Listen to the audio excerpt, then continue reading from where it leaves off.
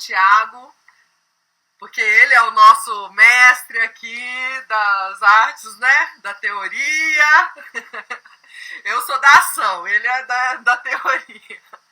E ele vai dar essa aula sensacional, muito histórica, muito didática. Eu acho que ela soma muito para o entendimento da arte, né? Então ele vai desde lá, né, da arte Michelangelo e vai chegar até hoje nessa questão da instalação.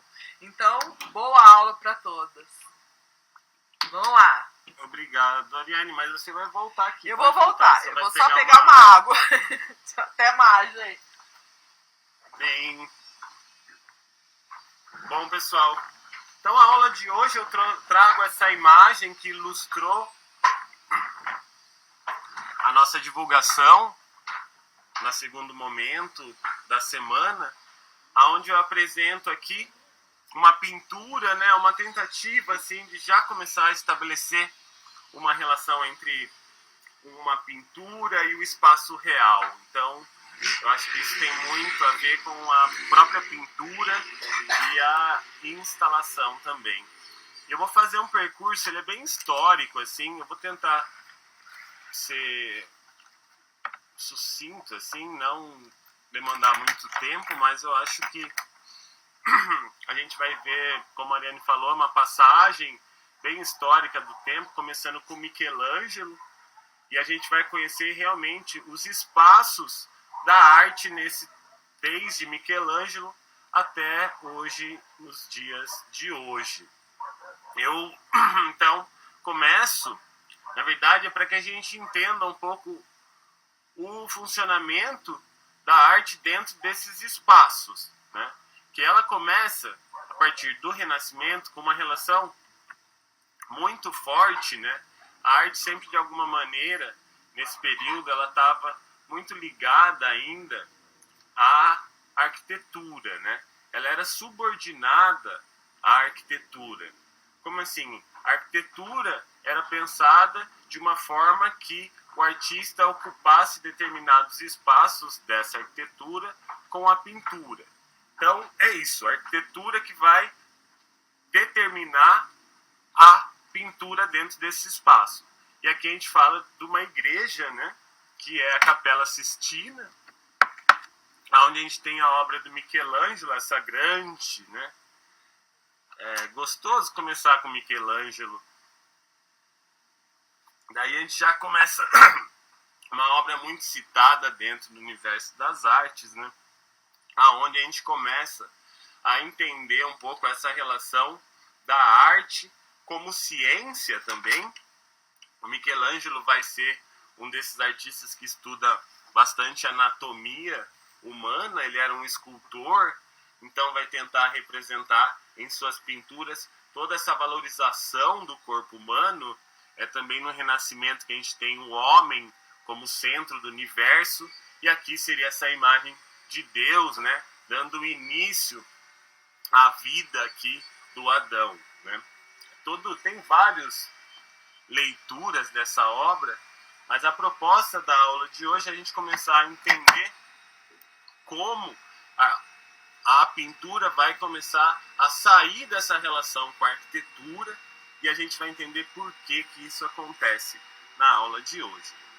Primeiramente, então, eu começo com essa obra da Capela Sistina, onde a gente vê essa relação que eu falo da pintura subordinada à arquitetura, além disso, da pintura com uma função ainda educativa, né? Uma representação de questões e dogmas que eram impostos pela igreja, né? Ali a gente tem todo o Antigo Testamento sendo representado no teto dessa igreja, e a gente tem uma relação na Capela Sistina que mistura tanto elementos reais da arquitetura como elementos que foram pintados pelo próprio Michelangelo, que imitam esses elementos da arquitetura, como os frisos desse teto. Então a gente vê como a pintura e a arquitetura nesse momento estão muito interligadas. Além disso, a gente tem o poder da igreja, né, que se apresenta através das artes visuais, que vai representar todos os dogmas a partir de um artista que na época já era bem famoso, Michelangelo, e foi escolhido para fazer essa representação do Antigo Testamento no teto da Capela Sistina. Então a gente tem, além da relação com a arquitetura, com esse poder, né, da grandiosidade da igreja, a gente tem o poder desse artista que traz toda essa qualidade de pintura, de anatomia, que vai representar essas questões didaticamente para a igreja. Então a gente tem um forte poder ainda da igreja nessas pinturas do Michelangelo, né? São sempre uma representações ou de questões míticas, como o Davi, Golias, quando ele faz a escultura, que ele era escultor, e aqui a grande obra dele como pintor, que é a Capela Sistina. Começamos bem, porque a gente vê, né, Michelangelo é gostoso, né? A pintura de Michelangelo é boa. Você vê, mas toda a representação é muito dramática. Eu não consigo mexer na imagem, mas aqui a gente tem a representação de Jesus e Maria, né, do Antigo Testamento, ele quase que abandonando as pessoas abaixo que estão caindo para o inferno, assim. Então é toda uma representação realmente baseada nesses dogmas da igreja, que eu não vou entrar aqui, eu não sou um historiador de arte.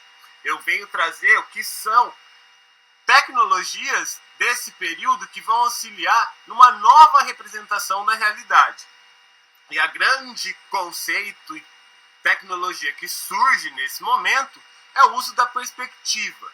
Seria um conceito quase que matemático na representação da realidade dentro de um espaço normalmente que é bidimensional, né? O que a gente tem aqui? A perspectiva seria o domínio, né?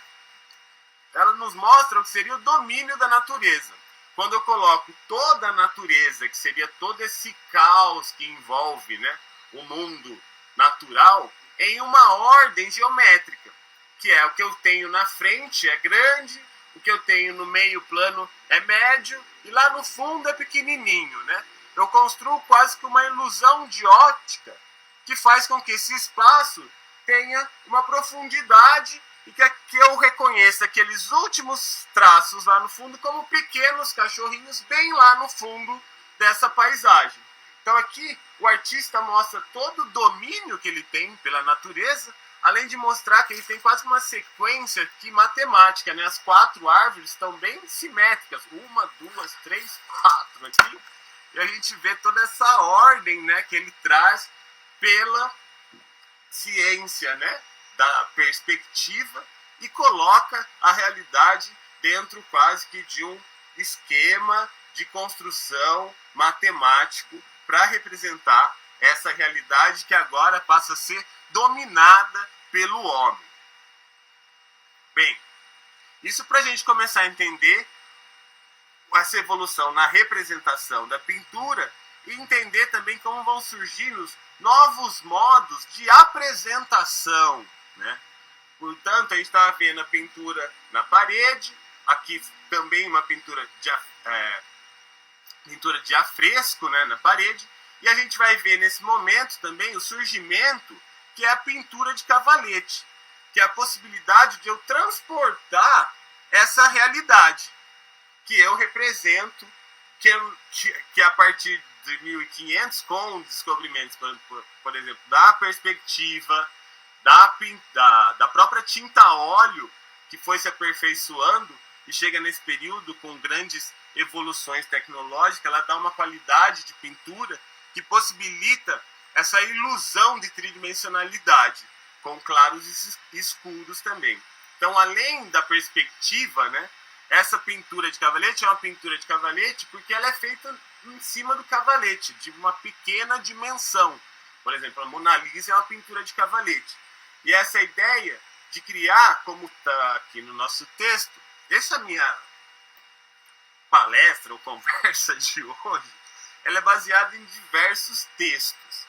Tem um texto que é o Interior do Cubo Branco, um livro, né, Interior do Cubo Branco, também baseado no texto da Rosalind Krauss, que é as Grids. Tem outras reflexões sobre o uso da paisagem. É um compilado de textos que eu construo esse roteiro aqui para a gente conhecer essa evolução da representação e dos espaços de apresentação da obra de arte e o modo como a arte começa a se apresentar. Então aqui a gente vê a pintura de Cavalete que coloca, como diz o texto, é quase como é uma parede que cria, né, uma profundidade, né? A gente tem aqui nessa outra imagem essa ideia quase que de eu entrar dentro dessa representação, né? A perspectiva, ela coloca tudo dentro do quadro ao longo de um cone espacial. É como se eu estivesse vendo isso saindo de um ponto de vista na visão de um cone, que representa quase que a ideia de como é a representação fotográfica, né? Gente, e um parênteses, essa foto sensacional, né? Dele olhando lá o quadro. Eu acho linda essa foto. Eu que fiz. Ah. Então ele funciona assim como esse sistema, né? O que ele fala aqui é a relação da moldura funciona quase como uma grade na representação, que ela é toda estruturada dentro do sistema geométrico, que a gente vê com o surgimento de algumas máquinas de representação. Aqui a gente tem esse quadriculado, esse quadrado, né? Que é uma forma quadriculada que o artista colocava na frente da modelo que ele ia representar, e ele tinha um ponto onde ele fixava o olho dele e ia desenhando, medindo a partir desse quadriculado o que ele colocava no quadriculado que estava rebatido abaixo na mesa na horizontal. Então ele tem todo o desenho quadriculado que ele vai reproduzindo nesse outro quadriculado para fazer a sua pintura. É uma ideia, eu acho, tem gente... A ideia do quadriculado e ampliação, que a gente já tem aqui, que foi... Acho que a gente aprendeu na escola isso, ampliar desenho por quadriculado. Então a perspectiva também ela se encaixa dentro do que a gente chama dessa grade, né? Que constrói toda uma relação matemática para representar a realidade dentro de um espaço que é bidimensional, né? Então com a pintura de Cavalete a gente tem essa possibilidade, né, de pintar pequeno e carregar essa pintura que é móvel, né? É uma pintura que pode caminhar, pode ser transportada para qualquer lugar. Isso é uma grande evolução nesse período que vai criar também grandes negócios de arte, né? A gente vai ter, aí começam as pinturas, os grandes comerciantes também, nesse momento começam as grandes navegações pelo mundo. Então tudo tem que ser um pouco transportável, né? E para transportar essa pintura, a gente vai criar uma das coisas muito importantes nesse período, que foi a moldura, né?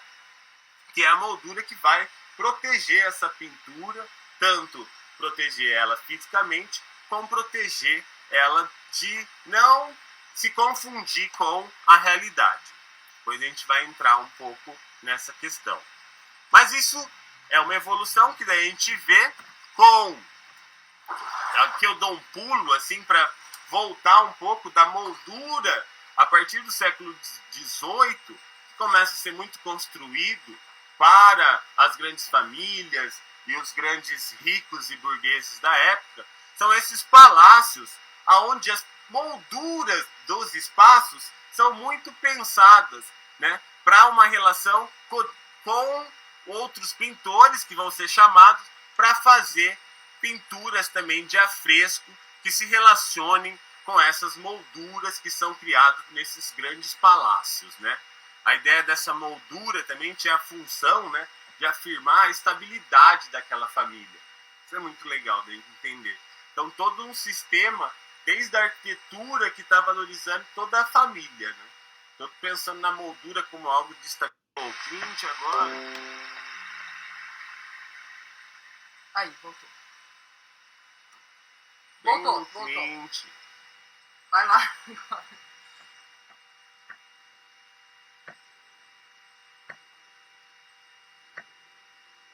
Você pode começar do começo. Vem do Clint que parou, né? O Clint é esse artista que também trabalhou muito como um artista de encomendas, né? Isso que é interessante no trabalho do Clint. Até então a gente tinha os artistas trabalhando para a igreja, como a gente viu. Os artistas começam a fazer os retratos para os grandes famílias, né, de comerciantes, e no século XVIII o artista também ele vai ter uma grande produção realmente voltada para essas grandes famílias. E o Klimt é um artista que trabalha muito nessa questão de encomendas por essas grandes famílias burguesas. E vai fazer a decoração desse palácio em Viena, onde ele traz vários elementos de diversas culturas, né? No final, ele é do século XIX, então ele vai ter uma grande influência das culturas orientais, assim, na criação desses padrões de tecido que ele trabalha, né? O Klimt, ele trabalha muito com a questão do dourado também, como um elemento que vinha da Idade Média. Então, assim, ele vai continuar aquela tradição de uma pintura ainda subordinada, né, à arquitetura. Nesse caso aqui, fazendo uma grande mix de diferentes culturas de todo o mundo. Assim, é muito interessante essas pinturas do Klimt nesse palácio. Aqui eu trago para a gente ver essa relação da pintura, né, ainda subordinada à arquitetura nessa questão do Klimt, mas o que eu quero apresentar é como foi 2010 eles começaram a criar uma nova situação de apresentação dessas pinturas do Klimt, que foi criar uma grande estrutura. A sala, como a gente vê, são esses frisos que contam uma história no museu.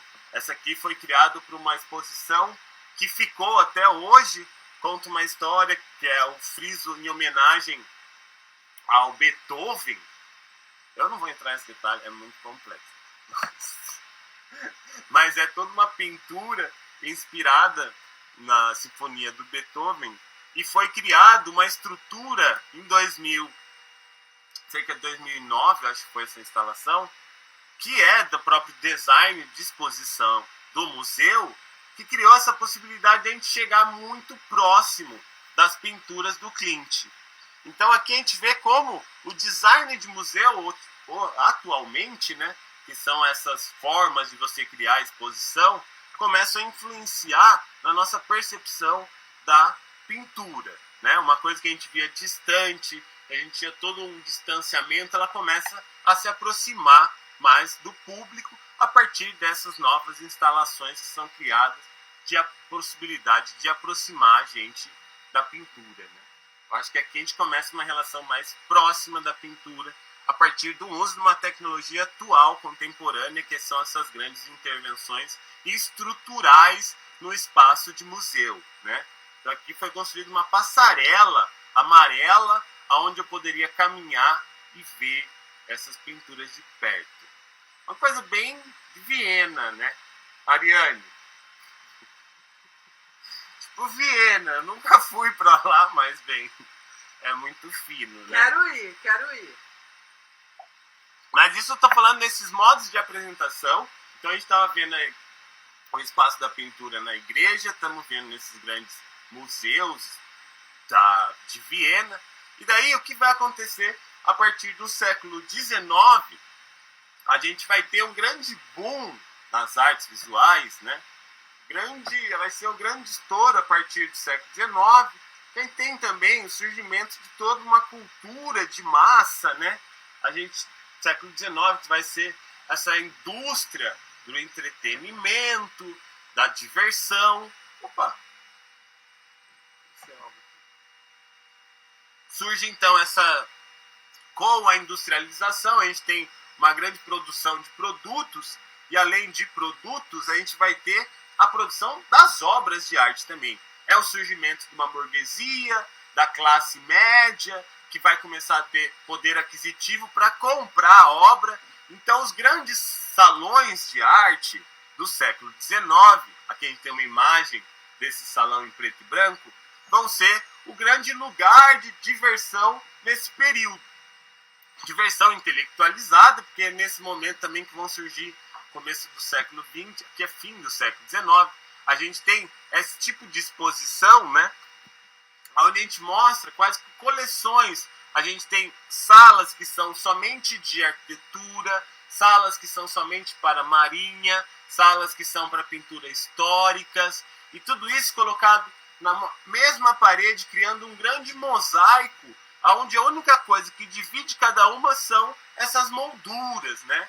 Então é interessante e como é importante essa moldura nesse momento, para que um trabalho não se misture com o trabalho do outro, que estamos falando só de realidades pintadas, né? A pintura baseada na realidade. Então é sempre busca uma perfeição na sua execução. Então a pintura que a gente está falando, uma pintura que é a pintura impulsionada pelas academias de belas artes, né? Que é essa pintura que é baseada numa perfeição e numa ilusão quase que de pintar como se aquilo parecesse realmente a realidade. Né? Então a moldura vai ser esse elemento que protege essa realidade, que não se misture com a realidade de outro quadro.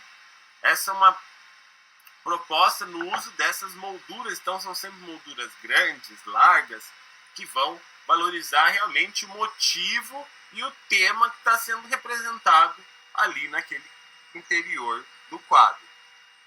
Ok? Mas paralelo a isso, né, aqui as molduras, como a gente está vendo, essa é uma antiga, mas essa ideia de uma moldura quase como um portal, né, que protege a imagem.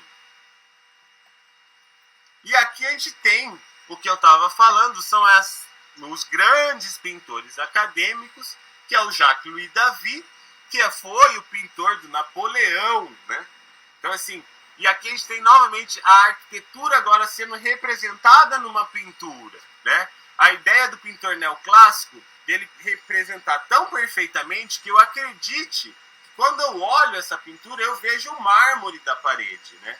E eu consigo sentir o acolchoado desse travesseiro nesse chão em que ela se ajoelha, né? Então assim, eu quero que quando o pintor acadêmico, né, das belas artes, ele vai ter essa questão da representação que é fiel à realidade, tentar imitar perfeitamente aquilo que a gente vê na representação.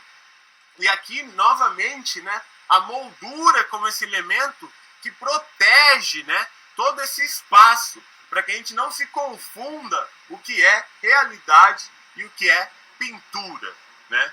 Então aqui a gente tem essa moldura e o tamanho também, né, da pintura histórica, né? A academia ela tem certos valores assim, e a pintura histórica é a que tem considerada como a grande produção de um artista pintor, é o tipo de pintura histórica. Primeiro vem a pintura de natureza morta, daí vem pintura de marinhas, paisagem, pintura de gênero, e por último a gente vai ter como a grande pintura seria a pintura histórica, onde conta fatos históricos, como no caso aqui a gente tem a coroação de Napoleão, onde ele mesmo se coroa. Mas bem, é outra questão. E temos a pintura histórica brasileira, Pedro Américo, Grito da Independência aqui. Também é uma pintura de grandes proporções e que vai mostrar essa representação, né, de um fato histórico, né? Essa pintura não, é interessante, Pedro Américo, ele não fez essa pintura no Brasil, estava fora numa viagem à Europa e pinta tudo isso quase como uma idealização, né? São pinturas idealizadas da realidade, né? Não é a realidade. Então, eles idealizam, né, através da composição e da construção de toda essa imagem e vão criar essa imagem perfeita de uma ideia, né, ou a representação de uma ação que realmente não deve ter acontecido dessa forma como a gente vê aqui. Mas é uma grande pintura histórica e é para isso que ela serve, quase como um documento histórico da sociedade de uma época, né? Mas bem, paralelo a isso, o que vai acontecer, né? A gente tem o Ingres aqui, que também é um acadêmico, pintando a representação ainda da igreja, e a moldura aqui também, né? Eu tenho uma moldura, uma foto, mas eu não consegui achar. E aqui a gente tem a moldura do Ingres também, nessa pintura que imita a realidade, né? Novamente o Ingres, aquilo que eu trouxe essa só para a gente ver a questão que eu falei da materialidade, né? A vontade quase de passar a mão nesse tecido de tão perfeito e tão real que ele parece, né? Então o pintor neoclássico ele tem que pintar tudo como se fosse a realidade. E aqui a gente tem todos os elementos de grande dificuldade de representação. Primeiro, o corpo humano, né? Mas temos a pena, a gente tem esse tecido que parece um tecido de cetim, né? A fumaça, a gente tem o pelo do leão embaixo, a gente tem o ferro, as pérolas. Ele tem que conseguir representar toda essa materialidade pela pintura, né? Então é a pintura que ela se esconde através da realidade, não pode revelar nenhuma pincelada ali. Mas aqui tem um erro grande, eles ficam tão preocupados com a perfeição que eles acabam fazendo erros de anatomia, né? Porque a gente vê a costa dessa mulher, ela parece que tem mais do que a costela de uma pessoa comum. E esse foi o grande erro que muitos críticos falaram na época. Que ele estava tão preocupado em busca de uma perfeição que ele deforma até a anatomia humana para criar essa pintura, né? Então a gente vê ali a costela dela, terminaria ali, mas ele continua ela que vai mais para baixo. É muito engraçado, e acaba criando uma deformação a partir da própria anatomia, né? Mas bem, isso tudo para a gente ver essas pinturas do século XIX, acadêmicas. O Delacroix é um pintor que já vai dar uma liberdade maior à pincelada, né? Mas aqui a gente tem a moldura ainda sempre como esse elemento que está protegendo e criando essa separação entre a realidade representada e a realidade do mundo real. E Courbet, todos esses são artistas, né? Courbet é um artista que vai começar a fazer uma virada na pintura idealizada, como a gente estava vendo até agora, que vai ser um artista que vai trazer a realidade de Paris para essa pintura. Essa pintura se chama o Ateliê de Courbet, tem um nome gigante, mas é o Ateliê do Courbet, aonde ele vai estar, como a gente vê, ele está aqui no meio, né, do quadro, Courbet pintando em seu ateliê. Atrás ele vai ter que as musas, né, a ideia da mulher como musa atrás dele, e a criança como uma imagem da inocência olhando a pintura, enquanto o gato, ele malandragem ali na frente também. Então o pintor está ali. Só que de um lado ele traz essa que seria uma pintura, né, do estúdio dele, ele está pintando uma paisagem externa, né? Isso é muito interessante. Ele está dentro do ateliê pintando uma paisagem externa, quase que fazendo uma referência aos próprios impressionistas, né? Que foram os pintores que foram para o lado de fora para a pintura.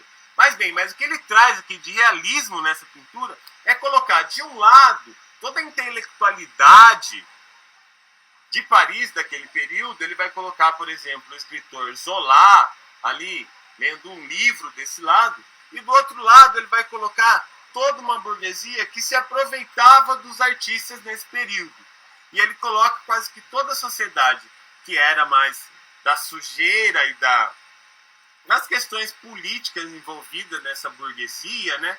Então aqui ele coloca tudo desse lado esquerdo, ele coloca a própria caveirinha ali, o crucificado ali atrás, como representando esses homens maus da nossa sociedade, e do outro lado ele vai colocar toda a intelectualidade de Paris como uma nova esperança para esse momento de Paris, podemos colocar assim, né? Seriam os artistas.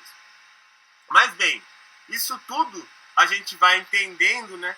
Como vai começar a entrar agora, a gente vai ver a realidade dentro dessas pinturas, né? Até então era uma realidade idealizada, era uma realidade baseada nesses padrões da academia. Então, o artista do século XIX ele vai começar a transformar e colocar novas relações com o mundo. E um artista que vai romper com tudo isso vai ser o Monet, quando ele é exposto num salão independente, não mais no salão acadêmico, aquele salão todo organizado para a recepção das obras emolduradas, maravilhosamente douradas, o Monet e um grupo de artistas vai criar o Salão dos Independentes, que é um salão que é realizado em outro lugar, num ateliê de um fotógrafo, e Monet vai começar com essa pintura. Ele apresenta um caminho que seria um caminho onde a pintura começa a revelar o seu modo de fazer, né? Começa a revelar suas pinceladas. Por quê? O artista aqui, nesse momento, ele começa a pensar novos modos de representação da realidade. Há todo o estudo de ciência do século XIX para o século XX, por exemplo, o estudo das cores, o estudo da óptica, o estudo da próprio inconsciente, né? Então vão ser várias teorias que começam a surgir no final do século XIX e século XX, que vão alterar também o modo do artista se relacionar com a realidade. E os artistas impressionistas vão querer captar essa impressão direta da realidade, sem uma construção depois delicada e preocupada com a forma e a superfície dessas coisas que são representadas. A ideia é captar uma impressão rápida da realidade. É uma pintura que tenta captar o fugaz ali, aquele momento de... Enquanto o sol está se pondo, o pintor está tentando ali captar as luzes que aparecem naquele momento. Então aqui a gente vai ter realmente a pintura impressionista, né? Que é essa pintura feita fora do ateliê.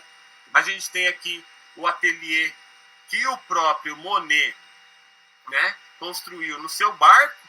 Então ele pintava do barco, né, uma nova estrutura de pintura. Não é mais no ateliê, não é mais naquele lugar protegido, né, que o artista se protege do mundo, mas os artistas impressionistas, eles se colocam no mundo e querem pintar essa realidade que muda a todo momento.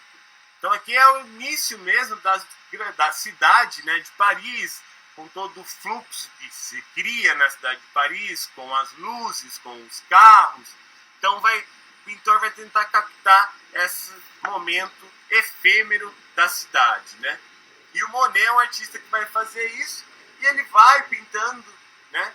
Ele começa pintando essa paisagem de industriais de Paris, e depois ele vai acabar no final da vida dele trabalhando nos jardins na periferia de Paris, onde ele só vai ficar pintando as flores e as ninféias lá, né? Exato. E aqui a gente tem uma grande pintura do Monet desse período, onde a pintura já começa a ganhar um espaço, e num lugar que começa já a acomodar melhor essa pintura, que não tem tantos quadros, né? A gente começa a ver aqui é o surgimento desse novo espaço que a gente vai ver, que é o espaço da arte moderna. Começam a surgir os espaços de cubo branco, a galeria de cubo branco, e espaços que não tem mais tanta interferência, né, na pintura, porque todos aqueles dourados que a gente tem naqueles palácios vão sempre interferir, causar um ruído muito grande numa pintura. Com o surgimento dessa arte moderna, que começa a revelar seu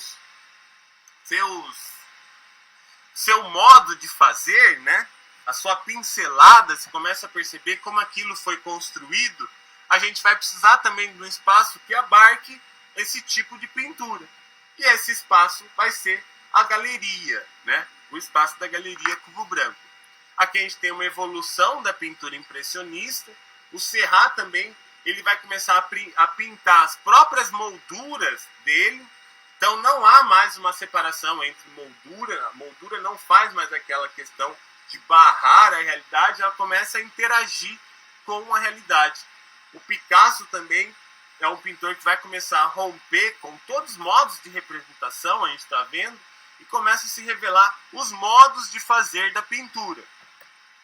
Então aqui a gente tem todos os modos, né? A gente vai ver. Esse momento é o que surge tudo, né? Impressionismo, pós-impressionismo, cubismo, fauvismo, futurismo, suprematismo, construtivismo, abstracionismo, surrealismo, Bauhaus, orfismo. Dá para ficar falando aqui muito do que surge, que é a ideia de novos modos de representação na arte moderna, né? E, chegando agora mais para o final, um dos artistas que é um dos grandes representantes da arte moderna, que vai fazer uma transição muito grande dessa relação entre o espaço da pintura e o espaço do mundo real, é o próprio Piet Mondrian, né? O Piet Mondrian já começa pensando na pintura como a pintura das formas geométricas como uma forma de abstrair a realidade, transformar ela em algo que fosse, que ele coloca no neoplasticismo, né? A vontade de criar algo novo, né? De triunfar com esse uso do neoplasticismo, que é a busca dos elementos essenciais na pintura, né? O Mondrian ele começa assim pintando um moinho holandês, né? Todo colorido, e ele vai na busca disso que eu estava falando. Ele vai começar uma busca nos elementos essenciais da pintura, e eu acho que ele faz, com essas imagens, a gente consegue ver essa transição de uma figuração, né, que ele vai abstraindo essa figuração da árvore, ele vai pintando essa árvore de 1909 até 1913, por aí, e aonde ele vai abstraindo essa árvore, transformando essa árvore somente em linhas e formas, né? Então aqui a gente vê a pintura como começa a revelar a sua estrutura interna. Ela não está mais preocupada com a mimesis, né? A representação da gente, da realidade, desse copo, da lapiseira. Ela começa a se preocupar com as coisas que são do mundo dela, que é a forma, a cor, a composição, a direção do meu olho, o movimento que causa essa obra, né? São todas questões envolvendo mais questões formais, mas uma busca de algo essencial que era do Mondrian, que era buscar esse essencial que existisse mesmo na representação da realidade.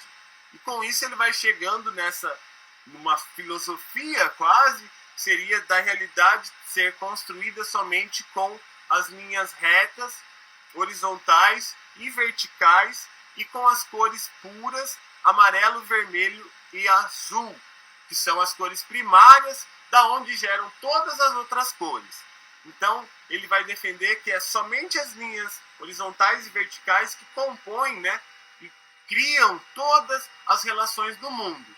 Isso a gente tem com o sistema cartesiano, né, de grade, né, x e y, que constrói o mundo inteiro.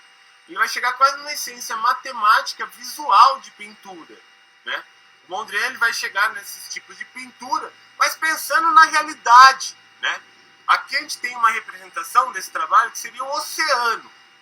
E isso a gente percebe pela escala que ele usa. Quando eu falei lá no começo, essa ideia de uma coisa que vai diminuindo para o final, a gente tem quase a mesma ideia daquele quadro lá da Idade Média, onde tem aqui essas relações entre linhas horizontais e verticais maiores na parte inferior, e na parte superior, pode ver, elas vão diminuindo essa escala, o que de alguma certa forma ainda tem relação com a realidade. Quando a gente olha uma paisagem na linha do horizonte, tudo que está acima parece que está diminuindo, né? O fundo parece que vai diminuindo.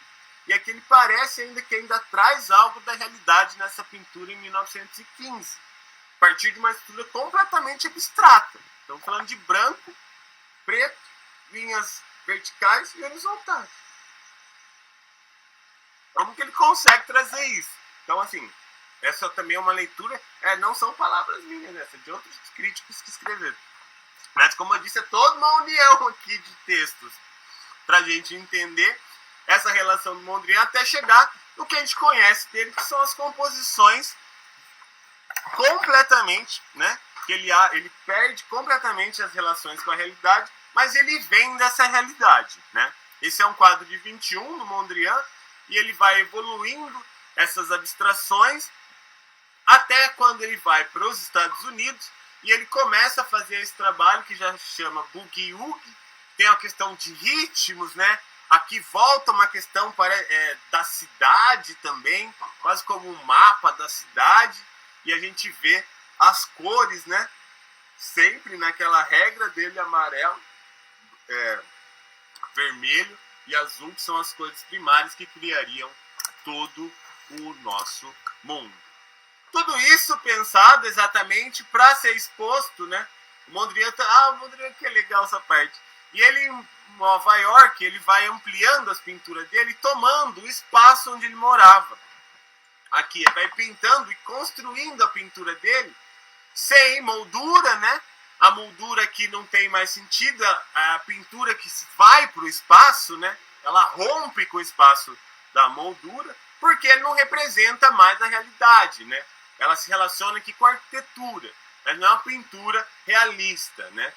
Então aqui a gente não tem mais a necessidade da moldura, mas a gente tem um outro espaço que começa a fazer a emoldura, né? A arte moderna, que vai ser o espaço da Galeria do Cubo Branco. Esse é o espaço ideal para expor a arte abstrata moderna, né? Essa foi a criação pensada para que não existisse nenhum elemento realmente da realidade que interferisse nesse mundo das formas, né? Eu tenho espaço para ficar só vagando, percebendo o mundo das formas e essas tensões que são criadas com essas composições. É um espaço que começa também a ser questionado, né? Esse foi o espaço básico, né, das artes.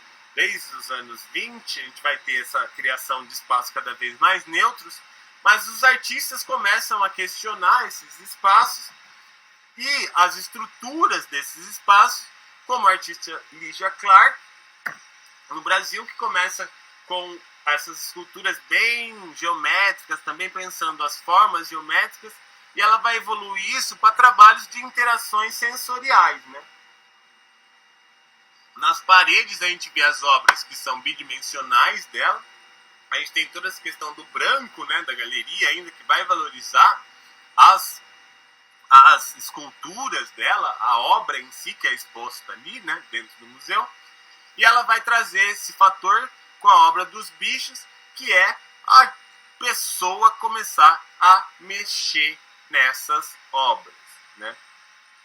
Então aqui a gente tem essa relação do espectador que começa a aparecer, a gente tem esses experimentos sensoriais que começam a aparecer, e aqui a gente tem a ideia de que o espectador é participante na construção do significado da obra, né? Então quando ela começa essas relações, ela está querendo que as pessoas tenham sensações, né? A Lygia Clark ela vai desenvolver esses dispositivos de experiências sensoriais com plástico, onde a gente vai tendo sensações e coisas. Cadê meus plásticos? A gente vai tendo umas sensações com os materiais, assim, e ela vai construindo essas vestimentas do corpo, né, pro corpo. Ela trabalha muito a questão do corpo, do psicológico, e ela vai chegar até fazer umas terapias sensoriais, vai para a França, ela vai longe nessa questão sensorial e traz uma nova visão da arte, que é a questão do sentir, né? É onde eu sinto a obra com o meu próprio corpo, que é uma das questões muito importantes colocadas pela Lygia Clark, né? E ela quebra daí com toda essa questão, né, do museu, a arte que vai para a vida mesmo, né, nas experiências, de sentir a pintura, as texturas que compõem, por exemplo, uma tela. A gente vai começando a sentir essas texturas que são do mundo, né, a partir do nosso próprio corpo e não mais somente com a visão. Bem, já estou chegando para o final, eu só quero apresentar para a gente grandes artistas que também trabalham com o uso dessas estruturas, né? Tanto da pintura, que daí vai se desenvolver para instalações, e o Elliot Sica é um grande exemplo também disso, quase no mesmo caminho do Mondrian, a gente vê, mas ele tem essas pinturas abstratas, concretas, né? Dessas formas que, diferente do Mondrian, elas são todas equilibradas, elas têm toda uma estabilidade, enquanto aqui o Elliot Sica, essas formas dele já parecem não tão bem adequadas aos seus lugares, elas parecem estão sempre em movimento, prestes a se mexer mesmo, quase Então ele quebra com toda essa estabilidade da pintura concreta e é uma pintura que começa a querer espacialidade, né? E ela vai realmente sair da tela e ir para o espaço, né? O Elliott Sick, ele traz muito de referências de cor que vai para o espaço, que daí ele vai transformar isso em instalações, né? Que a gente tenha sensações quando a gente dialoga corporalmente, né, com essas estruturas de cores que são colocadas para que nosso corpo se relacione tanto visualmente como sensorialmente, porque esse chão aqui é todo feito de pedregulhos, né? O Elliott Sick, ele traz muito de experiências, né, vividas tanto no sistema de arte neoconcreto como experiências da vida, né? Ele vai começar a trazer coisas de experiência que ele teve muito na favela do Rio de Janeiro, do samba, né? E trazer para essa experiência corporal e de uma escala também, né? Trago esse trabalho lá de Inhotim dele, dessa questão do corpo e a relação que a gente estabelece com as cores e as formas. Sempre aqui trazendo ainda a representação no sistema de grades, né? A gente tem aqui no grande núcleo essas grades, essas grelhas que estruturam, né? Então a gente está vendo que é sistema de grade, o sistema de grelha, o sistema de molduras, né? Ele vai permear toda a história da arte até os dias de hoje, né? Quando eu finalizo, então, a nossa apresentação com a Annie Imhoff. Só para finalizar, que é uma artista que trouxe em 2017, na Documenta de Cássio, toda uma intervenção que usou o sistema de grelhas e grades de uma maneira assim contemporaníssima, né? Como a gente vê aqui, ela fechou o pavilhão do prédio onde acontecia a Documenta de... Não, Bienal de Veneza. Desculpa. Bienal de Veneza ela fez esse trabalho. Onde ela fechou a entrada principal do prédio da Bienal de Veneza da Alemanha. A Bienal de Veneza tem prédios que são destinados a cada artista, a cada representação nacional. E a Annie Imhoff trouxe para esse prédio uma grande intervenção, que seria uma ópera que ela chamou, que acontecia em diversos momentos nesse prédio e que começava com essas pessoas se relacionando com esses sistemas de grades e proteções, que construiu toda uma estrutura dentro do pavilhão, aonde essas pessoas que a gente está vendo são performers que se relacionavam com esses dois mundos criados pela Annie Imhoff, com essas grades, né? Que a gente tem toda essa estrutura no chão, feito também com esse sistema, né, de grelhas, assim, com esse chão de vidro, que criava uma relação entre os performers, que era da ação, que são esses de preto, que ficavam embaixo, né, desse quadriculado, dessa grelha, né, construída para esse piso, enquanto os visitantes ficavam na parte de cima, onde ela criava uma grande performance, né, que dividia esses dois mundos, né, o mundo superior e o mundo debaixo das grades do chão de vidro. Para que a gente entenda, nossa, fui longe, tá? Eu fui longe para acabar aqui, então, com essa grelha novamente que a gente vê aqui como suporte de esses vidros, para que a gente pudesse caminhar quase uma situação de suspensão, né, que era criado por essa instalação, intervenção de Annie Imhoff na Bienal de Veneza. Bem, pessoal, eu acho que por hoje é isso. Eu agradeço a todos. A Ariane vem aqui para finalizar a nossa aula. Pula lá. Vamos pegar os kits. Vamos pintar. Pode fazer quadriculado também para pintar, não tem problema. Bom, gente, que aulão, hein? Nossa, essa é muito histórica, né? Tem esse embasamento aí nos textos, realmente muito boa. Como eu disse, são Parabéns. muitos textos. Muitos textos. É um Isso compilado de textos. Gente, É um compilado de textos. Eu não sei nem quanto maravilha! tempo. Então continuamos aí com o Foi nosso rápido. projeto. Não, Vamos. é isso aí. Deixa eu voltar lá para o começo. A gente tá. A aula de hoje, como eu disse, ela é bem histórica mesmo. Não foi uma aula de intervenção, é para a gente trazer essas questões da pintura mesmo, que parece que transborda de algum momento para o espaço real, assim.